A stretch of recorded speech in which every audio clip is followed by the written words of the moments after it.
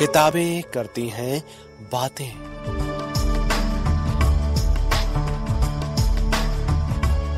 आवाज की तरंगों पर मेहनतकश जनता का साहित्य।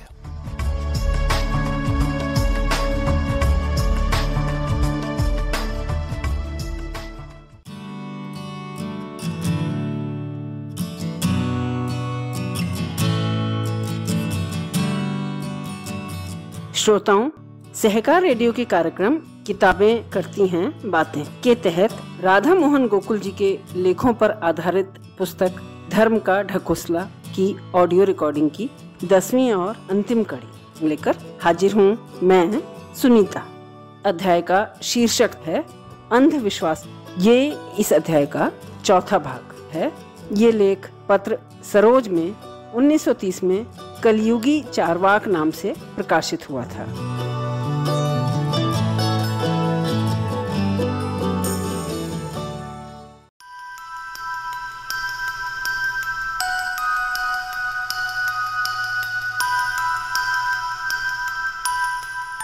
धार्मिक युग में पुरोहित मंडल स्वर्ग और नरक का सारा हाल जानता था। गृहस्थों को दिए हुए अन्न वस्त्र वगैरह सारी चीजों को उनके पूर्व पुरुषों के पास बड़ी चतुराई, सावधानी और ईमानदारी के साथ पहुंचा देता था। आज भी ऐसे पुरोहित हैं जो सारा सामान दाता के माता पिता के पास ठीक ठीक पहुंचा देने का दम भरते हैं।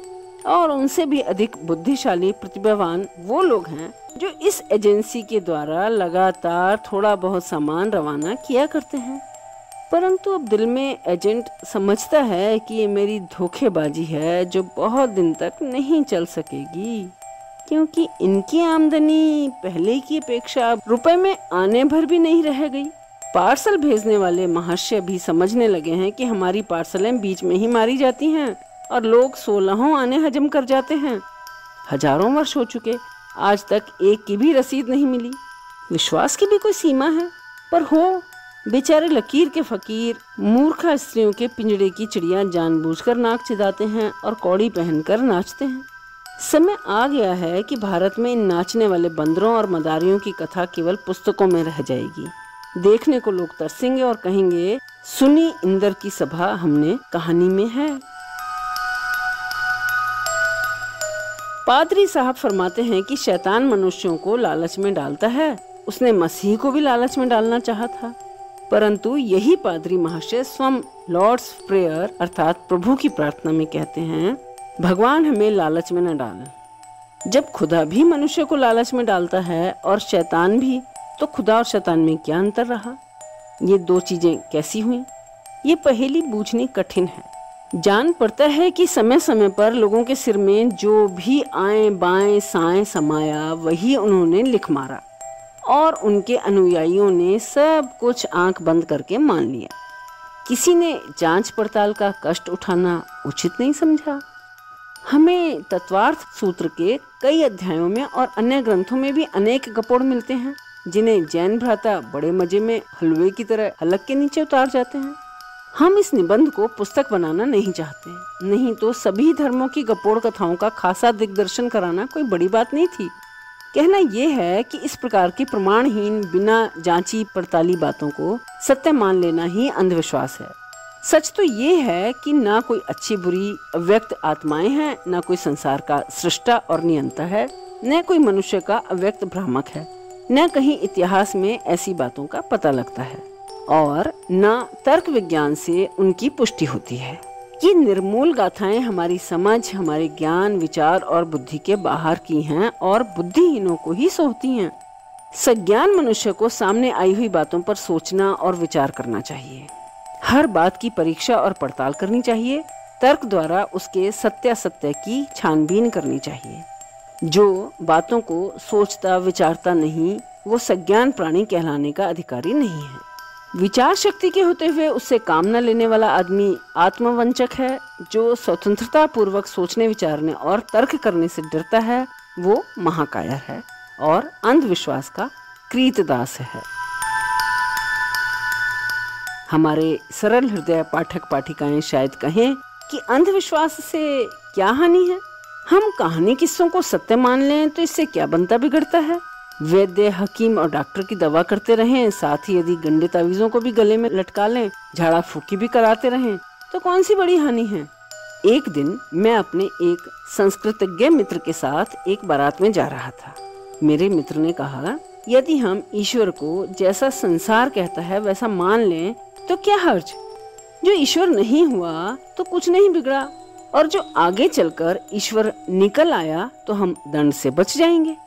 मैंने कहा कि कम से कम आप ईश्वर के अस्तित्व में संदेह तो जरूर करते हैं। ये बात तो आपके शब्दों से ही प्रकट है। इस प्रकार के प्रश्न करने वाले सरलगामी संदेह में जीवन बिताने वालों को मैं यही उत्तर दे सकता हूँ कि जो लोग दुनिया की खुराफातों को यही समझकर ठीक मानने और करने लग जाएं कि बात ठीक है तो ठीक है, अगर ठीक नहीं है तो अभी हमारा इसमें क्या हर्ज है, तो आदमी का दिमाग पागल खाना बन जाए और उसका सारा समय इन्हीं कामों में नष्ट हो जाए और संसार केवल विक्षिप्तों के ही रहने के उपयोगी हो जाए। ऐसी बेहूदगियों में पड़ने से हमारी विवेक शक्ति मंद पड़ते पड़ते नष्ट हो जाती है। हम मनुष्यता से गिर जाते हैं, हमारे विचारों और कामों में दृढ़ता नहीं रह जाती, हम में कच्चापन पैदा हो जाता है, सच्चाई की खोज, अन्वेषण और आविष्कार की योग्यता क्षीण पड़ जाती है। कच्चे विचार और सरल गमन धोखा, छल और जाल के ही बराबर अनुभव और अनुभूत सत्य को ही स्थान देते हैं। गधे और घोड़े को एक समझ बैठते हैं और कार्य कारण संबंध को भुला देते हैं। बेपैंदी के लोटे से लुढ़कने वाले विचार के लोग प्रकृति नियमों को और प्रकृति के कामों को भूल बैठते हैं और प्रत्येक असंभाव्यता और मूर्ता के आगे भयभीत होकर गुलामों की तरह कांपते हुए खड़े रह जाते हैं और सत्य का निर्णय नहीं कर सकते। सार ये है कि अंधविश्वास का अनुगमन और संदिग्ध पथ का अनुसरण मनुष्य को विवेकहीन बना डालता है। बुद्धि पर प्रकृत ज्ञान का प्रकाश पड़ना बंद हो जाता है, आगे की राह नहीं सूझती। प्रकृति अदृश्य, अज्ञान, अव्यक्त शक्ति के हाथ में कठपुतली की तरह नाचती नजर आती है। उमा दारू योषित की नाई, सबही नचावत राम गुसाई कहकर मनुष्य अपने ज्ञान की उन्नति से हाथ धो बैठता है। अलौकिक शक्ति, यक्षिणी का मायादंड या बाजीगर की लकड़ी एक घटना को छू करके उड़ा देती है। कार्यों के कारण का पता नहीं चलता, सारे कार्य प्रकृत कारणों से निसंबंध से रह जाते हैं।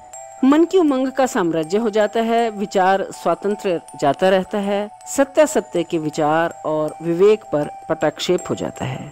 हवाई किले तैयार होने लगते हैं, बेपर की उड़ान भरती है, पर दार जमीन पर गिरती नजर आती है। गुणों, प्रमाणों, संबंधों और फलों का साम्राज्य काफुर हो जाता है।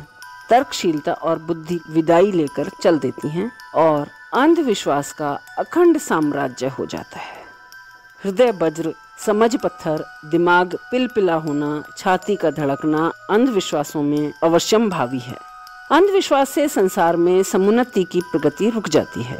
मनुष्य की योग्यता, शारीरिक और मानसिक शक्तियाँ अलौकिक शक्ति की सहायता की खोज में विरम कर अति विश्वास प्रवणता, श्रद्धा, जाड़े वशात रीति रिवाज, पूजा पाठ, प्रार्थना, उपासना और बलिदान आदि की खुराफातों और वाहियातों में उलझकर जहाँ की तहाँ ज्यों की त्यों रह जाती है।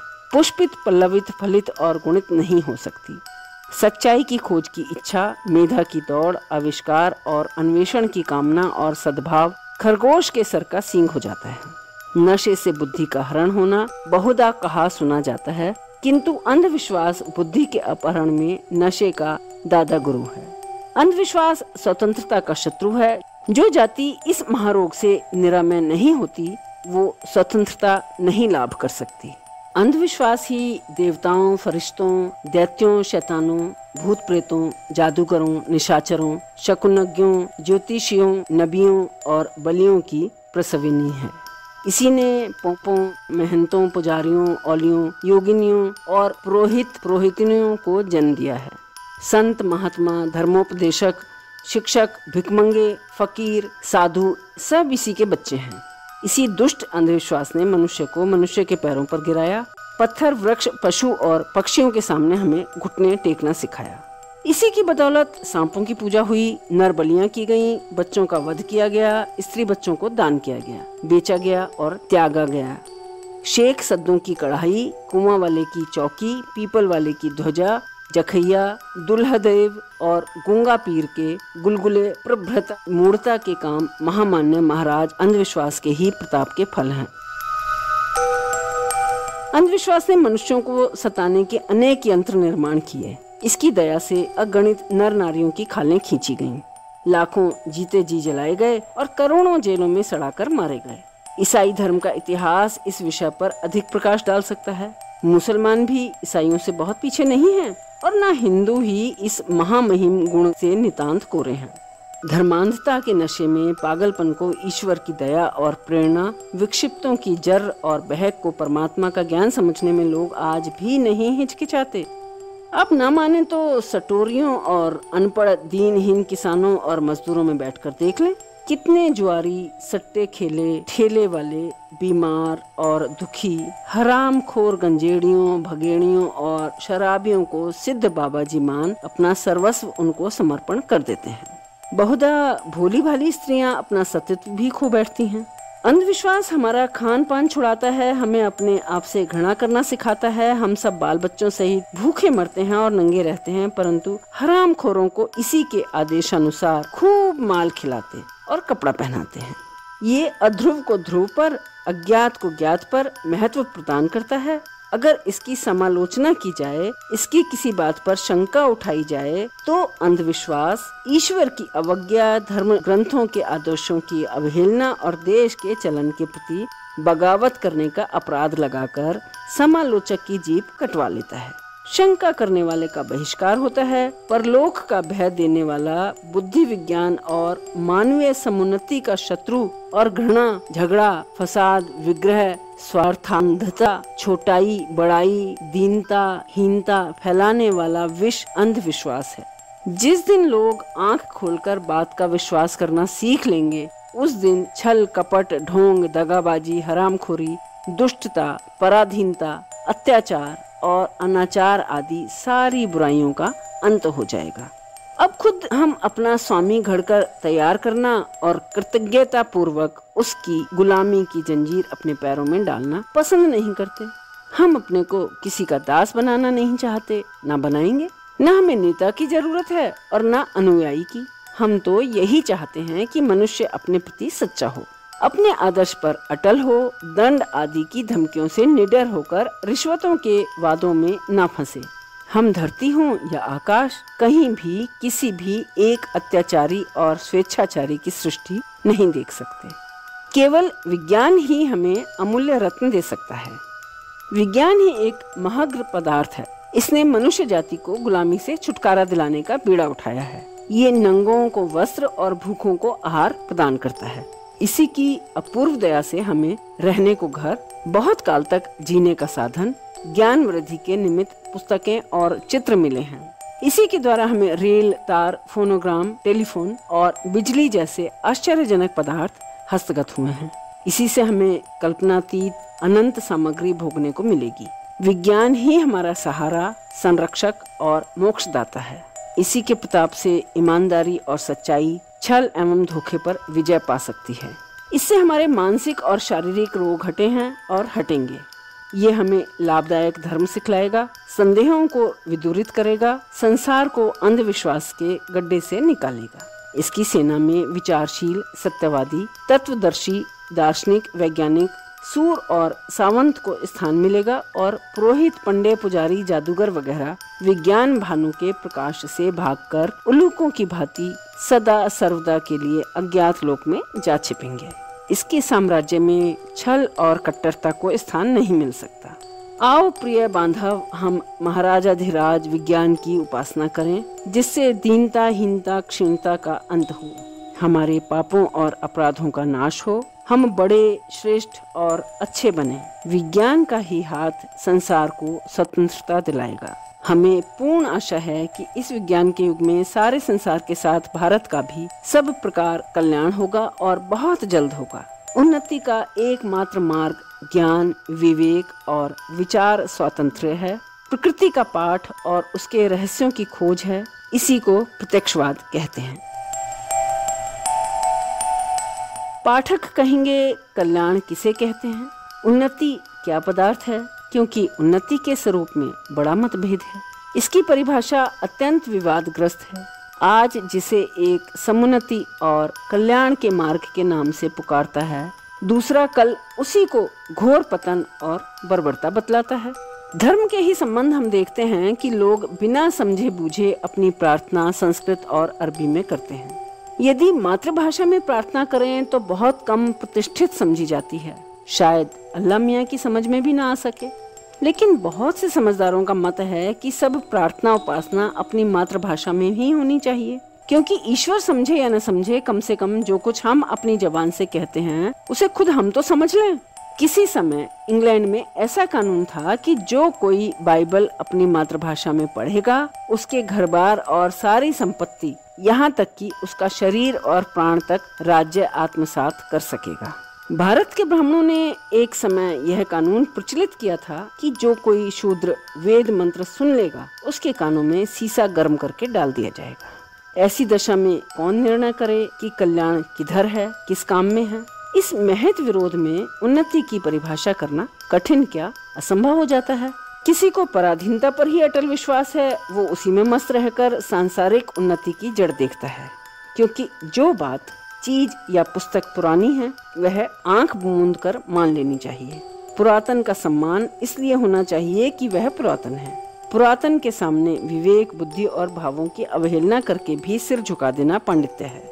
जब तक किसी बात की पुष्टि में किसी पुरानी ब्रह्म बाबा की ब्राह्मी भाषा और लिपि में लिखी हुई पुस्तक के 2-4 अवतरण खोजकर ना निकाले जाएं, हमारी वो बात सच्ची और मान्य हो ही नहीं सकती। कोई कहता है कि पुरानी बातें सारी की सारी रद्दी की टोकरी में सौंप देनी चाहिए। नवीनता के आदर के लिए उसका नवीन होना ही पर्याप्त है। पुराने लोगों में अगर बुद्धि होती तो उनमें आजकल के रेल, तार, जहाज, पनडुब्बे, हवाई जहाज आदि बनाने के सारे ही वैज्ञानिक चमत्कार मौजूद होते। पुराने लोग जंगली और नादान थे। उनकी लिखी पुस्तकों से आज हम कौन सा लाभ उठा सकते हैं? परंतु नहीं, प्रत्यक्षवादी कहता है सत्य ही मान्य है। सत्य काल, दिशा और पक्षपात के बंधन से अबाधित होता है। सत्य प्रकाश है। इसकी ज्योति हमें अंधकार से निकालकर सीधा मार्ग दिखलाती है और वास्तविक उन्नति के पथ पर ला छोड़ती है। अतः पुराने नए का प्रश्न छोड़कर हमें सत्य का मार्ग ग्रहण करना उचित है। बालक की समीचीन बात उतनी ही मान्य होती है जितनी किसी वृद्ध या पुरानी पुस्तक की समीचीन बात। असत्य, अनहोनी, अप्रकृत बात नई हो या पुरानी त्याज्य ही होती है। हम नई होने के कारण किसी उपन्यास या कल्पित गल्प की सच्चाई का दावा नहीं कर सकते और न नवीनता के कारण प्रत्यक्ष विज्ञानुमोदित या वैज्ञानिक खोज की हम उपेक्षा कर सकते हैं। इसी प्रकार हम पुरानी कथाओं के अनुसार ये नहीं मान सकते कि घी, दूध, दही, मधु आदि के बड़े बड़े समुद्र धरा मंडल पर विद्यमान हैं। अमुक देवता का शरीर 350 या 500 धनुष ऊंचा था। हमें जैन तत्वार्थ सूत्रों में या श्रीमद् भागवत के बतलाए हुए इतिहास और भूगोल पर केवल उनकी प्राचीनता के कारण विश्वास नहीं करना चाहिए। क्या आज हम आचार्य जगदीश चंद्र बोस की बातों को इसलिए अमान्य कर सकते हैं कि वो नई हैं? मसीह की 6ठी शताब्दी में एक ईसाई साधु महोदय ने, जिनका नाम कोसमोस था, भागवतकार महाशय की विचार शैली के अनुसार अपना एक नया भूगोल रचा। इस भूगोल के अनुसार धरती एक गोल चपटी मिट्टी का टुकड़ा है। इसके चारों ओर समुद्र है। इस मिट्टी के टुकड़े को आवेशित करने वाले जल रेखा के चारों ओर फिर एक और चपटी धरती की गोल रेखा है जो जल को चारों तरफ से घेरती है। इसी दूसरी धरती पर नूह के तूफान के पहले पुरानी दुनिया बसती थी। तूफान आने पर नूह मियाँ ने मनुष्यों को वहाँ से भगाकर इस नई दुनिया में ला बसाया। बाहरी धरती पर जहाँ तूफान आया था एक पहाड़ है, उसी के चारों ओर चंद्र और सूर्य परिक्रमा किया करते हैं। ये बात 1400 वर्ष पुरानी और कुरानी गप की जननी है। क्या इसे हम पुरानी होने के कारण सत्य मान लें? यदि हम अपने मित्रों के कथनानुसार मान भी लें कि सभी पुरानी बातें समीचीन होती हैं, अतः उन्हें हम आंख बंद करके सत्य मान लें, तो अभी ये प्रश्न उत्पन्न होता है कि प्राचीनता और नवीनता के बीच की विभाजक रेखा कौन सी है? कितने दिनों की बात को पुरानी समझें और कब तक किसी बात को नई मानते रहें? वर्तमान तो लगातार भूत में परिणत होता रहता है। क्या हमारी भावी संतान आजकल की गल्पों और कहानियों को सच मान लेगी? क्या हम अलीफ लैला और कादम्बरी आदि की बातों को सत्य मान लें?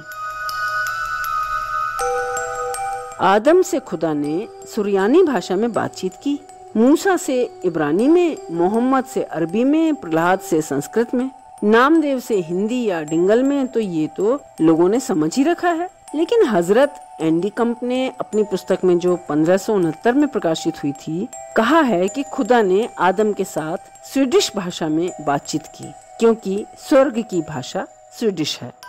हमारे देश के स्वर्ग के दावेदार कहते हैं कि स्वर्ग की भाषा संस्कृत या प्राकृत है। गणधरों की भाषा का पता लगाना दुस्तर हो रहा है।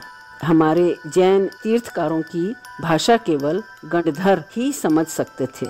यद्यपि अंतिम तीर्थंकर भगवान महावीर स्वामी को हुए अभी 2500 वर्ष ही हुए हैं। ये गणधर महाशय जो बोलते थे उसे देश देशांतर के सब लोग अपनी अपनी भाषा में सुन और समझ लेते थे। ये सब प्राचीन ग्रंथों की लीला और हमारा अंधविश्वास है। अंत में प्रत्यक्षवादी की दृष्टि में उन्नति का मार्ग वही है जो मनुष्य जाति में से शारीरिक और मानसिक गुलामी को विदूरित करने का साधन हो। पूर्ण शारीरिक और मानसिक स्वतंत्रता ही समुन्नति है। संसार में सब प्रकृति प्रदत्त पदार्थों को बिना रोक टोक मनुष्य खा पी और भोग सके, इसी में कल्याण, इसी में मुक्ति और इसी में सुख और आनंद है।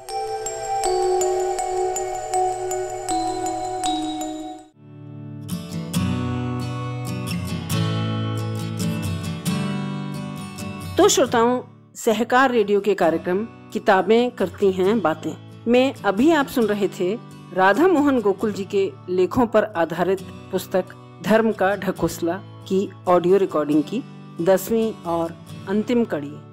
इस अध्याय का शीर्षक था अंधविश्वास। इस पुस्तिका का संपादन किया है कात्यायनी और सत्यम ने तथा इसे प्रकाशित किया है राहुल फाउंडेशन लखनऊ ने। अगर सहकार रेडियो का ये कार्यक्रम आप पहली बार सुन रहे हैं और हमसे जुड़ना चाहते हैं तो व्हाट्सएप ग्रुप से जुड़ने के लिए 9617226783 पर अपना नाम और जिला या शहर का नाम लिखकर भेजें। फेसबुक पर जुड़ना चाहते हैं तो पेज लाइक करें। यूट्यूब पर जुड़ने के लिए चैनल सब्सक्राइब करें। हमारे बारे में अधिक जानकारी के लिए हमारी वेबसाइट सहकाररेडियो.com देखें। तो ऐसे ही किसी और प्रगतिशील, वैज्ञानिक, तार्किक और जनवादी नजरिया विकसित करने वाली पुस्तक की ऑडियो रिकॉर्डिंग लेकर हम जल्द ही फिर हाजिर होंगे। अपना सहयोग सहकार बनाए रखिए। सुनते रहिए सहकार रेडियो। फिलहाल दीजिए इजाजत मुझे यानी सुनीता को। नमस्कार।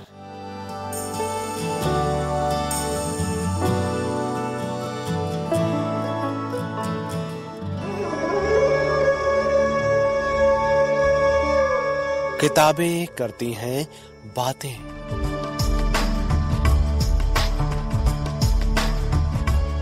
आवाज की तरंगों पर मेहनतकश जनता का साहित्य।